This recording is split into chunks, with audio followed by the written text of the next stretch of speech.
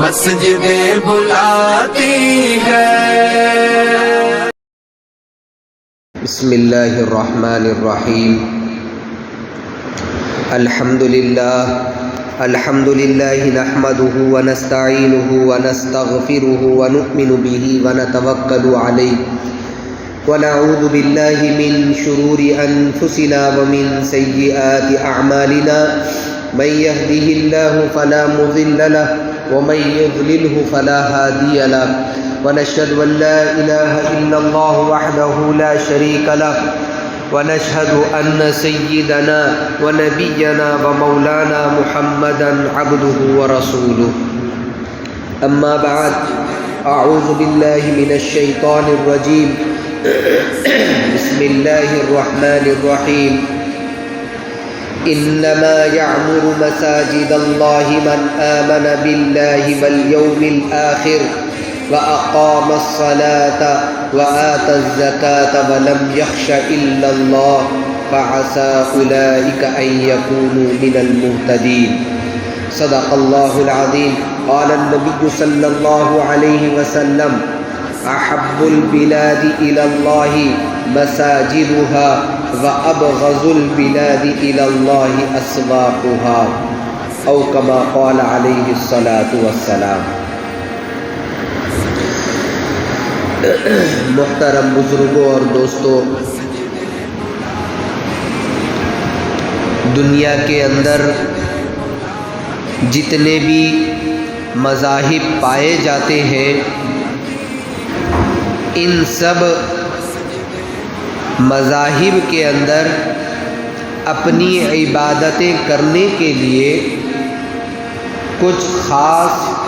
اور مخصوص جگہیں متعین ہوتی ہیں، جہاں پر وہ جا کر کے اپنے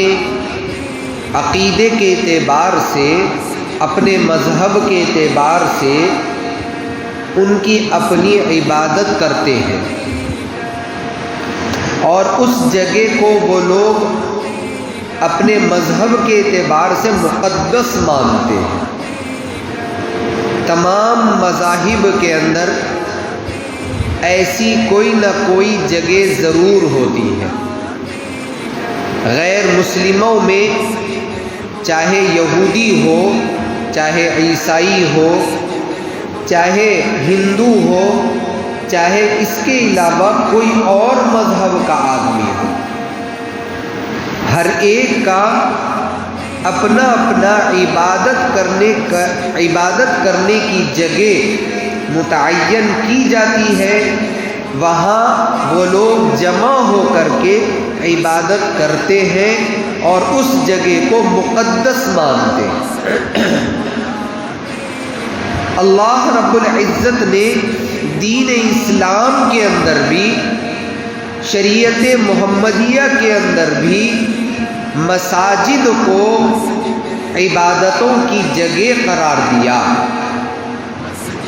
مسجد دین اسلام کے اندر روزانہ 5 مرتبہ نمازیں ادا کرنے کے لیے اللہ تعالیٰ نے مختص کیا، اور اس جگہ کی اہمیت کو بھی قرآن اور حدیث کے اندر بیان کیا ہے کہ مساجد بیت اللہ، اللہ کا گھر، اس کا نام رکھا گیا۔ مسجد سجدے سے ہے، یعنی سجدہ کرنے کی جگہ کو مسجد کہا جاتا ہے، اور اس کو بیت اللہ سے بھی نام رکھا گیا، یعنی اللہ کا گھر، جہاں اللہ کی عبادت کی جائے وہ اللہ کا گھر شمار کیا جاتا ہے۔ یہ اسلام کے اندر اللہ کے نبی صلی اللہ علیہ وسلم کے زمانے سے ہی، جب آپ مدینہ منورہ کو تشریف لے کر کے گئے تو راستے میں مدینہ منورہ پہنچنے سے پہلے مسجد قباء کا قیام رکھ کر، مسجد قباء کی بنیاد رکھ کر کے اس کے بعد آپ مدینہ منورہ میں داخل ہوئے۔ اسلام کی سب سے پہلی مسجد قباء ہے، اور آپ پھر شہر میں داخل ہو کر کے مسجد نبوی کی بنیاد رکھی۔ یہ کام آپ نے سب سے پہلے کیا، اس لیے کہ نمازیں فرض ہو چکی تھی، ان نمازوں کی ادائیگی کے لیے لوگوں کو کسی نہ کسی جگہ جمع کرنا تھا، اور اس کے لیے کوئی جگہ متعین ہونا ضروری تھا۔ اللہ کے نبی صلی اللہ علیہ وسلم نے اس کے واسطے سب سے پہلے مسجد نبوی کا قیام رکھا۔ مکہ مکرمہ کے اندر مختلف جگہوں پر آپ لوگوں کو جمع کر لیا کرتے تھے۔ دار ارقم کے اندر لوگ جمع ہو جاتے اور وہاں پر آپ لوگوں کو دین کی باتیں بتلا دیا کرتے تھے، لیکن وہ کوئی مسجد نہیں تھی بلکہ حضرت ارقم کا گھر تھا۔ آپ نے وہاں پر یہ کام شروع کر دیا تھا، لیکن مسجد کا حکم نہیں تھا۔ اسی لیے اللہ کے نبی صلی اللہ علیہ وسلم مدینہ منورہ آتے ہی سب سے پہلے مسجد قباء اور مسجد نبوی کا قیام آپ نے رکھا، تاکہ لوگوں کو نماز اور عبادت کے لیے اس جگہ کو متعین کر کے بتا دیا جائے، اور لوگ وہاں پر اللہ کے نبی صلی اللہ علیہ وسلم سے ملاقات کرنے کے لیے، اللہ کے نبی صلی اللہ علیہ وسلم سے ملنے کے واسطے وفود آیا کرتے، اور دور دور سے لوگ آپ کی نبوت کا چرچا سن کر کے ایمان قبول کرنے کے واسطے مسجد نبوی کو آتے۔ اللہ کے نبی صلی اللہ علیہ وسلم ان کو وہاں پر ٹھہراتے اور ان کو دین کی دعوت دیتے اور ان کو مسلمان بناتے۔ گویا کہ اسلام سے متعلق جو کام بھی ہوتا تھا اللہ کے نبی صلی اللہ علیہ وسلم مسجد نبوی کے اندر کیا کرتے۔ اسی لیے آپ نے سب سے پہلے مسجد کا قیام فرمایا۔ کسی کے گھر کو اختیار آپ نے مدینے میں نہیں کیا، وہاں پر آپ نے مسجد نبوی کا قیام کیا، کیونکہ اسلام کے اندر مساجد کی اہمیت بہت زیادہ ہے، اور دوسرے مذاہب کے مقابلے میں مساجد کے اندر وہ کام سر انجام دیے جاتے تھے اللہ کے نبی کے زمانے میں بھی اور صحابہ خلفائے راشدین کے دور میں بھی، کہ جو کام اسلام سے متعلق مسلمانوں سے متعلق ہو۔ اسی لیے اللہ کے نبی صلی اللہ تبارک و تعالیٰ نے قرآن مجید کے اندر فرمایا انما یعمر مساجد اللہ، وہ لوگ جو مسجدوں کو آباد کرتے ہیں، من آمن باللہ، اور اللہ پر ایمان لاتے ہیں اور آخرت کے دن پر ایمان لاتے ہیں، نماز کو قائم کرتے ہیں، زکوٰۃ ادا کرتے ہیں۔ اللہ کے نبی اللہ تبارک و تعالیٰ نے ان لوگوں کے بارے میں فرمایا کہ یہی لوگ ہدایت پانے والے ہیں۔ مساجد کو آباد کرنے کا حکم اللہ تبارک و تعالیٰ نے قرآن مجید کے اندر دیا ہے۔ مساجد صرف بنا کر کے چھوڑ دینا نہیں ہے، مساجد کو صرف عمارتیں اور اس کی در و دیوار کا نام نہیں، بلکہ مساجد اللہ کے عبادت کی جگہوں کا نام ہے۔ اللہ تبارک و تعالیٰ نے امت محمدیہ کے لیے ایک خصوصیت رکھی ہے کہ امت محمدیہ کے لیے دنیا کی تمام زمین سجدہ گاہ ہے۔ اگر کوئی مسلمان آدمی دنیا کے کسی بھی حصے پر نماز پڑھنا چاہے تو سجدہ کر کے نماز پڑھ سکتا ہے۔ پچھلی امتوں کے اندر یہ طریقہ نہیں تھا، ان امتوں کے اندر مسجدیں متعین تھی کہ فلاں جگہ ہی جا کر کے عبادت کرنا ہے، نہ گھر کے اندر عبادت ہو سکتی، نہ کوئی اور جگہ پر عبادت کر سکتے، بلکہ مسجدیں متعین تھی بنی اسرائیل کے اندر، اور اس سے پہلے کے جتنے بھی اقوام گزرے ہیں، جتنے بھی نبیاں گزرے ہیں، ان سب کے دور کے اندر اللہ تعالیٰ نے مسجدوں میں ہی عبادت کا حکم دیا تھا۔ لیکن امت محمدیہ کی خصوصیت یہ رکھی کہ اللہ تعالیٰ نے دنیا کی تمام زمین کو سجدہ گاہ بنا دیا، جہاں چاہے نماز پڑھ سکتے، لیکن اس کے علاوہ مسجدیں بھی خاص طور سے بنانے کا اور مسجدوں کو آباد کرنے کا حکم دیا اللہ تبارک و تعالیٰ نے۔ احب البلاد الی اللہ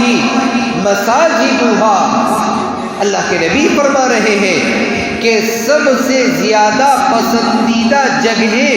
پورے روئے زمین پر سب سے زیادہ پسندیدہ جگہ مسجدیں ہیں، اللہ کا گھر ہے۔ وَأَبْغَضُ الْبِلَادِ إِلَى اللَّهِ أَسْوَاقُهَا، فرماتے ہیں کہ سب سے زیادہ ناپسندیدہ جگہیں پوری روئے زمین کے اوپر اللہ کے نبی فرماتے ہیں کہ وہ بازار ہے، جہاں پر گندگیاں ہوتی ہیں، جہاں پر اللہ کی نافرمانیاں ہوتی ہیں، جہاں پر جو ہے آدمی کی نگاہیں محفوظ نہیں رہ سکتی، ایسی جگہ یہ بازار ہے۔ لیکن سب سے زیادہ پسندیدہ جگہوں کا انتخاب اللہ تعالیٰ نے جو فرمایا وہ مسجدوں کا فرمایا۔ اللہ کے نبی صلی اللہ علیہ وسلم نے صحابہ اکرام کو مسجدوں کی اہمیت سمجھائی اور ان کے دلوں کے اندر یہ بٹھایا کہ مسجدیں آباد ہونا چاہیے، مسجدوں کے اندر آ کر کے عبادتیں ہونا چاہیے، نماز گھر کے اندر پڑھی ہی جا سکتی ہے، لیکن اللہ کے نبی فرما رہے ہیں کہ مسجدوں کے اندر آ کر کے عبادت کرنا ہے، نماز مسجدوں کے اندر آ کر کے پڑھنا ہے۔ اللہ کے نبی کے زمانے میں تمام کے تمام مرد حضرات، یہاں تک کہ عورتیں بھی پردہ نشین ہو کر کے ان کے لیے علیحدہ سے مسجدوں میں انتظام کیا جاتا، اور یہاں تک کہ بچے مسجدوں کو آ کر کے نماز پڑھا کرتے اور عبادت مسجد کو آ کر کے کیا کرتے۔ اللہ کے نبی کے دور کے اندر، اس لیے کہ خیر القرون کا دور تھا اور کسی کو مجال نہیں تھی کہ عورتوں کی طرف بری نگاہیں اٹھا کر کے بھی دیکھے، اس وجہ سے اللہ کے نبی نے ان کو بھی اجازت دی تھی، حکم نہیں دیا تھا، اجازت دی تھی کہ اگر آ کر کے مسجد میں نماز پڑھنا چاہو تو تم بھی پڑھ سکتے ہو، اس لیے کہ نبی کی امامت ہوتی تھی۔ ایک نبی کی امامت میں نماز پڑھنے کا جو ثواب ہے وہ ثواب کبھی بھی نہیں مل سکتا۔ اس وجہ سے اللہ کے نبی نے اس دور میں عورتوں کو بھی مسجد میں جمع کیا، بچے بھی مسجد میں آ کر کے نمازیں ادا کرتے، اور مرد حضرات تمام کے تمام مسجدوں کو آیا۔ احادیث کی روح سے پتہ چلتا ہے، احادیث میں لکھا ہوا ہے، صحابہ اکرام فرماتے ہیں کہ ہمیں اللہ کے نبی نے مسجدوں کو آباد رکھنے کا اتنا حکم دیا کہ اگر ہم میں سے کوئی آدمی ایسا بیمار بھی ہوتا کہ جو دو آدمیوں کے سہارے سے گھسٹتے ہوئے بھی مسجد کو آ سکتا تو وہ بھی مسجد کو آ کر کے نماز پڑھتا۔ صحابہ فرماتے ہیں کہ ہم اتنے بیمار ہونے کے باوجود بھی مسجد کو حاضر ہو کر کے عبادت کیا کرتے، نمازوں کا اہتمام مسجد کو آ کر کے کیا کرتے۔ گھروں کے اندر مرد آدمی کا نماز پڑھ لینا کسی مجبوری کے دائرے میں تو ہو سکتا ہے، لیکن مجبوری کے بارے میں خود صحابہ فرما رہے ہیں، ہم دو سہارا لے کر اپنے پیر ٹکا نہیں سکتے زمین کے اوپر، تو اپنے پیروں کو گھسٹ کر کے مسجد کو حاضر ہو جایا۔ اللہ کے نبی صلی اللہ علیہ وسلم کے آخری وقت میں جس دن آپ کا وصال مبارک ہوا ہے، اس وقت میں بھی اللہ کے نبی صلی اللہ علیہ وسلم شدید مرض کے اندر مبتلا ہے، لیکن صحابہ کرام کو آپ نے حضرت ابن عباس اور حضرت علی رضی اللہ تعالی عنہ کا سہارا لے کر کے اپنے پیروں کو گھسٹ کر کے مسجد کے اندر داخل ہو کر کے آپ نے مسجد میں نماز پڑھی۔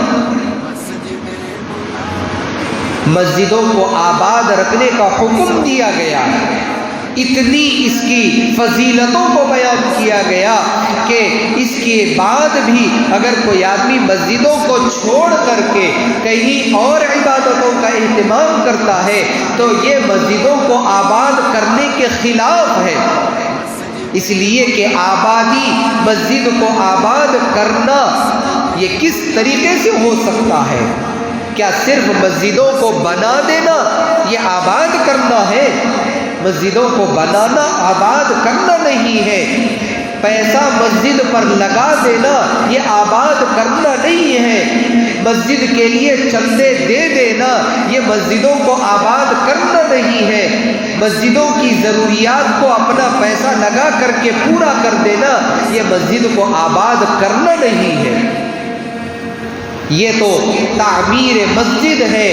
یہ تو مسجد کو صرف بنانا ہے، لیکن بنانے کے بعد جیسے یہودی اپنی عبادت گاہیں اور عیسائی اپنی عبادت گاہوں کو بس ایسے ہی چھوڑے رکھے ہوئے ہیں، وہاں ان کے پاس کوئی آتا جاتا نہیں ہے، ایسے ہی ہماری مسجدوں کا بھی حال ہو جائے گا کہ ہم تیار تو ہیں کہ کتنا پیسہ لگائیں، آپ بولو ہم لگانے کے لیے تیار ہیں، ہم مسجد کو شاندار سے شاندار بنانے کے لیے تیار ہے، مسجد کو ہم جو ہے رونق والی بنا دیں گے، مسجد کو نقش و نگار کر دیں گے، مسجد کو جو ہے ہم چکا چوند کر دیں گے، لیکن یہ صرف مسجد کو آباد کرنا نہیں ہے۔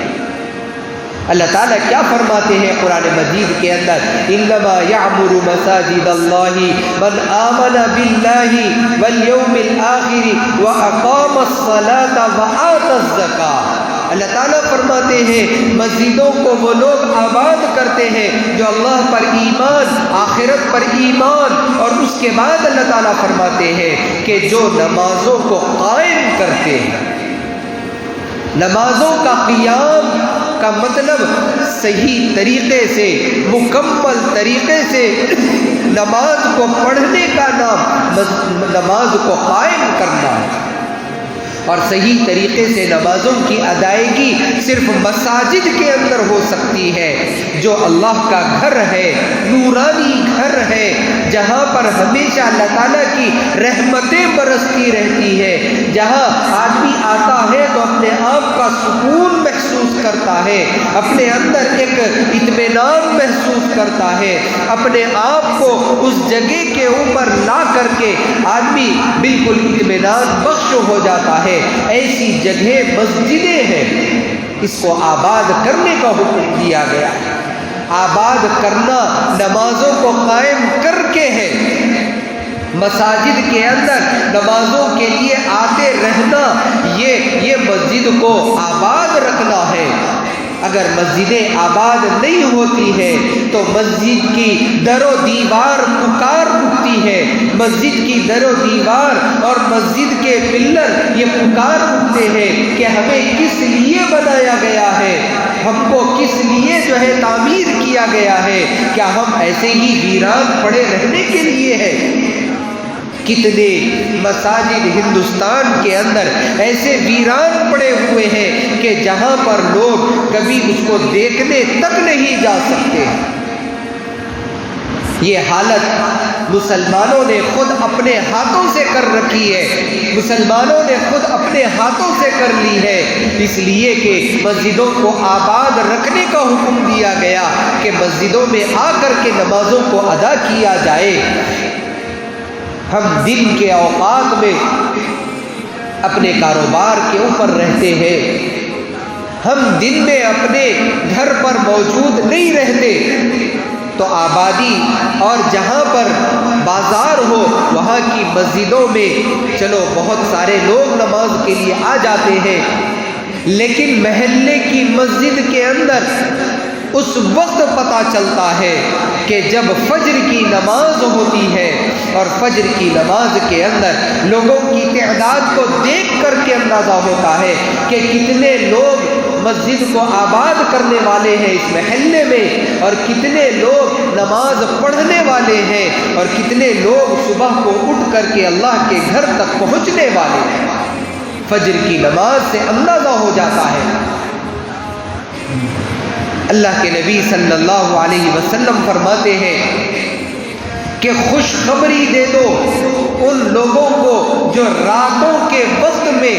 مسجدوں کو آتے ہیں اور آ کر کے اللہ کی عبادت کرتے ہیں، ان لوگوں کو قیامت کے دن نور تام کی خوشخبری دے دو۔ جو راتوں کے وقت میں مسجدوں کو آ کر کے اللہ کی عبادت کرتے ہیں، اللہ کے نبی فرما رہے ہیں کہ روز قیامت نور تام کی خوشخبری ان کو عطا فرماتے ہیں۔ نور تام کیا ہے؟ قیامت کے دن ظلمت ہی ظلمت ہوگی، اندھیرا ہی اندھیرا ہوگا۔ اس وقت میں ان لوگوں کے لیے اللہ تعالیٰ نور کا انتظام فرمائے گا جو مسجدوں کو راتوں میں آ کر کے عبادت کرتے، راتوں میں آ کر کے آباد کرتے۔ ایسے لوگوں کے لیے اللہ تعالیٰ نے نور تام کی خوشخبری سنائی۔ بشر المشائین فی الظلم،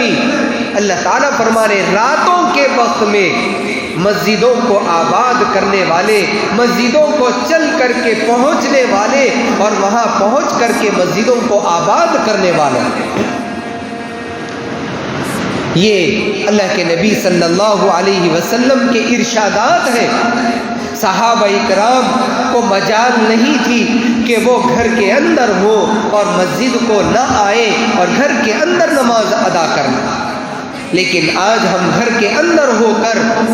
بغیر کسی ضرورت کے، بغیر کسی حاجت کے، بغیر کسی مجبوری کے گھر کے اندر پڑے رہتے ہیں، اور اذان کی آوازیں سن کر کے بھی مسجدوں کو جانے کا اہتمام ہمارے پاس ختم ہوتا چلا جا رہا ہے۔ گھر کے اندر مہمان آئے ہوئے ہیں، بہانہ بن گیا، مسجد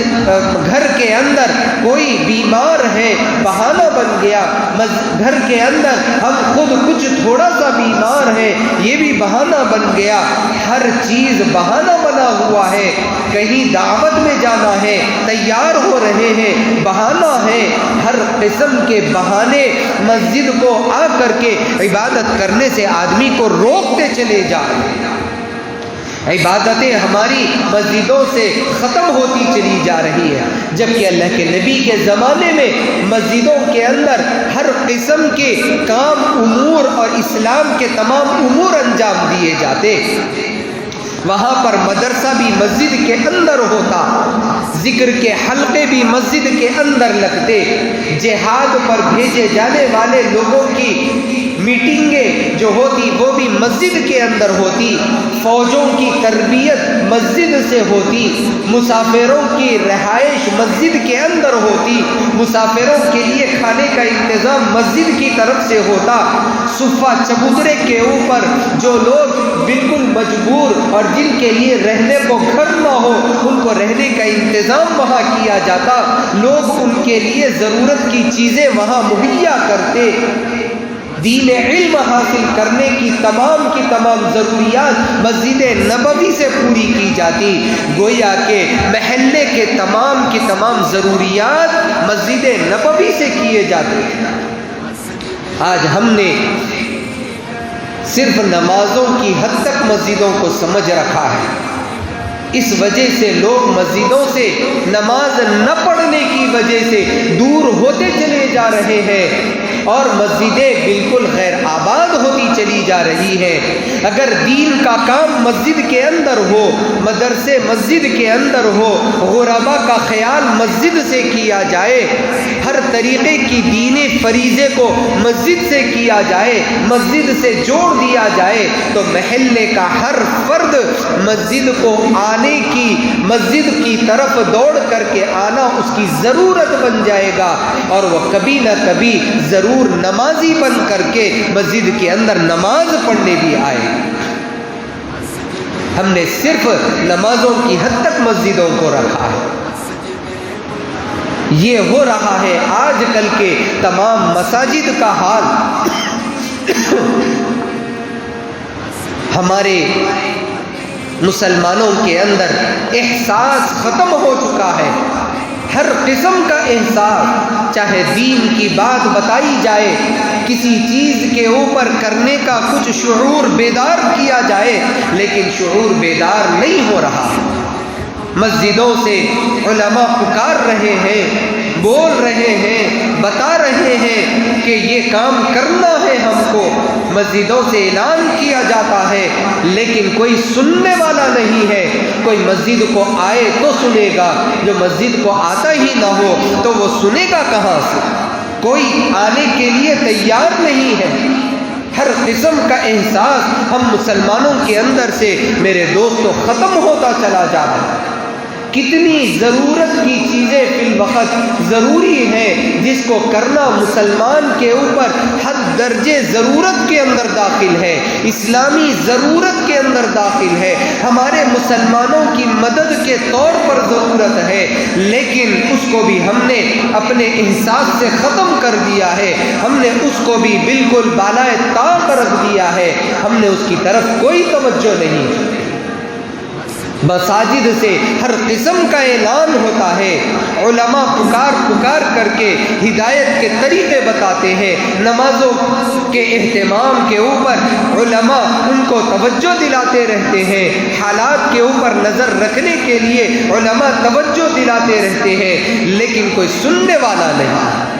میرے دوستو یہی حالات اگر ہوتے چلے جائے تو وہ وقت آئے گا کہ کوئی کچھ بھی سننے والا نہیں ہوگا، اور پھر جو حالات مسلمانوں کے اوپر گمبھیر طریقے کے آئیں گے اس سے دنیا جو ہے لاپتہ نہیں ہے، دنیا دیکھی ہوئی ہے، مسلمان خود دیکھا ہوا ہے۔ تاریخ کی کتابیں اٹھا کر کے دیکھ لیں، تاریخ کے اوراق پلٹ کر کے دیکھ لیں، جو حالات مسلمانوں کے ساتھ ہوئے ہیں وہ ہو کر کے پھر سے رہ سکتے ہیں۔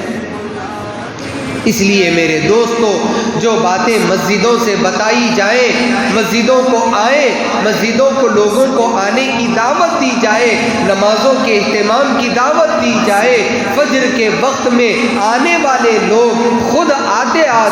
5-6 گھروں کو اٹھا کر کے آنے کی کوشش کر لیں، مسجدیں ہماری خالی نہیں رہیں گی۔ ہماری مسجد کے اندر 100-150 آدمی صرف نیچے کی مسجد کے اندر نماز پڑھ سکتے ہیں، جبکہ 5 سے 10 آدمی نماز فجر کے اندر نہیں ہوتے۔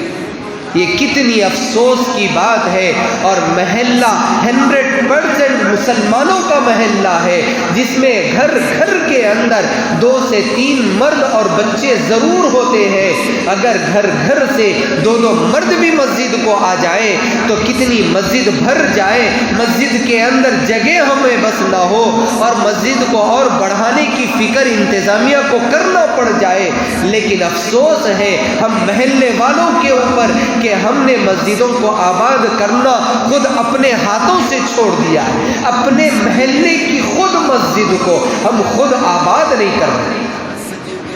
کہتے ہیں کہ ہم ادھر جاتے ہیں، ہم ادھر جاتے ہیں، بھئی کہیں پر بھی جاؤ، لیکن محلے کی مسجد بھی اپنا ایک حکم رکھتی ہے، چاہے آپ کہیں پر بھی جائیں، محلے کی مسجد کے لیے فجر کی نماز کو تو آدمی اپنے محلے کی مسجد میں آتا ہے۔ میرے دوستو ایسا نہ ہو کہ ہم ایسے ہی کرتے کرتے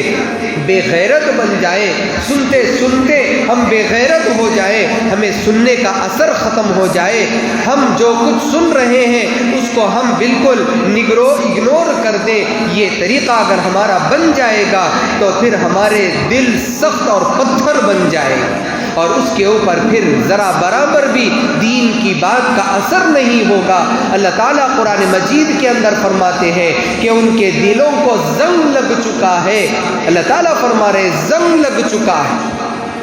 یہ حالت ہو جائے گی مسلمانوں کی، اس لیے جو بات بتلائی جائے مسجدوں سے اس کے اوپر مکمل عمل کرنے کی کوشش کریں، اس کی طرف توجہ دیں، خود بھی اوروں کو بھی جو آ رہے ہیں مسجدوں کو، وہ 4-5 گھروں کو کھٹکا لگا کر کے ان کو اٹھا کر کے آئیں، اپنی ذمہ داری تو خود بھی پوری کر لیں۔ ہو سکتا ہے کہ 10 دن وہ نہیں آئیں گے، 10 دن تک ہمیں کچھ برا بھلا کہیں گے، 10 دن تک یہ کہیں گے کہ نیند خراب کر رہے ہیں، لیکن انشاءاللہ ضرور ان کو اس بات کا احساس ہوگا کہ نہیں بھئی ہمیں بھی اٹھ کر کے نماز کے لیے جانا چاہیے۔ ہو سکتا ہے چند دن تک اٹھ کر کے گھر میں ہی نماز پڑھ لے، اس کے بعد پھر خیال آئے گا مسجدوں کو آ جائیں گے، ہو سکتا ہے یہ حالات ہمارے بدلیں گے، لیکن میرے دوستو ہمیں ضرورت ہے اس بات کی کہ ہم خود آتے آتے اس کا اہتمام کرتے ہوئے مسجد کو آئیں۔ آنے والوں پر ضروری ہے کہ خود اٹھا کر کے آئیں، رہنے والے گھروں کے اندر اہتمام کریں، الارم لگا کر کے فجر کی نماز کو اٹھنے کا ضرور اہتمام کریں۔ ایک دن کی فجر کی نماز چھوٹ جائے تو صبح کا کھانا نہ کھائے جائے، ہمیں بھوک نہ لگے، کھاتے ہوئے ہمیں یہ سمجھ میں آئے کہ اللہ تعالیٰ کے سامنے ہم نے آج سجدہ ریز نہیں ہوئے تو ہم یہ کھانا کھا کر کے کیا فائدہ جو اللہ تعالیٰ نے ہمیں اپنے مہربانی سے اپنے فضل سے ہمیں دیا ہے، وہ کھانا ہم کہاں کھانے کے قابل ہیں۔ اس لیے میرے دوستو ان چیزوں کی طرف توجہ محلے کے خود لوگوں کو کرنا ہے، مل بیٹھ کر کے مسجد واری جماعت ہے، مسجد کے جو اہم لوگ ہیں، مسجد کے جو بڑے لوگ ہیں، جو نوجوان ہیں، وہ لوگ مل بیٹھ کر کے اس کی طرف توجہ کرنے کی ضرورت ہے کہ ہماری مسجد غیر آباد نہ رہے، ہماری مسجد آباد رہے، مسجد کے اندر ہمیشہ اللہ کی عبادت ہوتی رہے، کچھ نہ کچھ سکھایا جاتا رہے، کچھ نہ کچھ بولا جاتا رہے، یہ ہوتے رہنا ضروری ہے۔ ہر چیز مسجد سے بولی جا رہی ہے، دیکھیں آپ کہ بائیکاٹ کرنے کے لیے کتنا مسجدوں سے کہا جا رہا ہے، لیکن ہم ہیں کہ توجہ ہی نہیں دیتے، کھائے نہیں جاتے دوسری چیزیں، بون ویٹا کے بغیر بچہ دودھ نہیں پیتا، بوسٹ کے بغیر بچہ دودھ نہیں پیتا، فلاں چیز کے بغیر بچے ہمارے کھاتے نہیں ہیں، یہ چیز کے بغیر ہمارے گھر کا گزارا نہیں ہوتا ہے۔ میرے دوستو یہ چیز ہماری حالت بنا دی ہے کہ ہم کسی کی بات کو سننے کے لیے تیار نہیں۔ پوری دنیا مل کر کے مسلمانوں کے علماء تمام کے تمام بائیکاٹ کرنے کے اوپر، اسرائیلی اور اسرائیل نواز پروڈکٹ کے اوپر بائیکاٹ کرنے کے لیے ایڑی چوٹی کا زور لگا رہے ہیں، لیکن ہم مسلمانوں کے اوپر جو نہیں رینگتی ہے۔ کسی دکان والے کو ہم آج تک سمجھائے نہیں جا کر کے کہ بھائی یہ چیزیں مت رکھو، یا رکھتے ہو تو کم سے کم انڈین پروڈکٹ بھی رکھو تاکہ ہم لے سکیں، تاکہ ہم خرید سکیں۔ ہم کہاں جا کر کے وہ خریدیں؟ آپ لوگ لا کر کے رکھیں۔ ہمارے محلے کے دکان والوں کو ہم یہ آج تک کہنے کے لیے ہم کسی دکان تک نہیں گئے۔ احساس ہمارے اندر ہونا چاہیے میرے دوستو، ان چیزوں کی طرف توجہ دیجئے۔ مسلمانوں کے اوپر جو حالات آ رہے ہیں فلسطین کے اندر، ان حالات کو دیکھیں کیسے کیسے حالات سے دوچار ہو رہے ہیں۔ ہمارے اوپر حالات آئیں تب جیسا ہمیں احساس ہو سکتا ہے۔ اللہ تبارک و تعالیٰ سے دعا ہے کہ اللہ تعالیٰ ہم سب کو خیر کے ساتھ اور بہتر طریقے پر زندگی گزارتے ہوئے اپنی مسجدوں کو آباد کرنے کی توفیق نصیب فرمائے۔ آمین۔ وآخر دعوانا الحمدللہ۔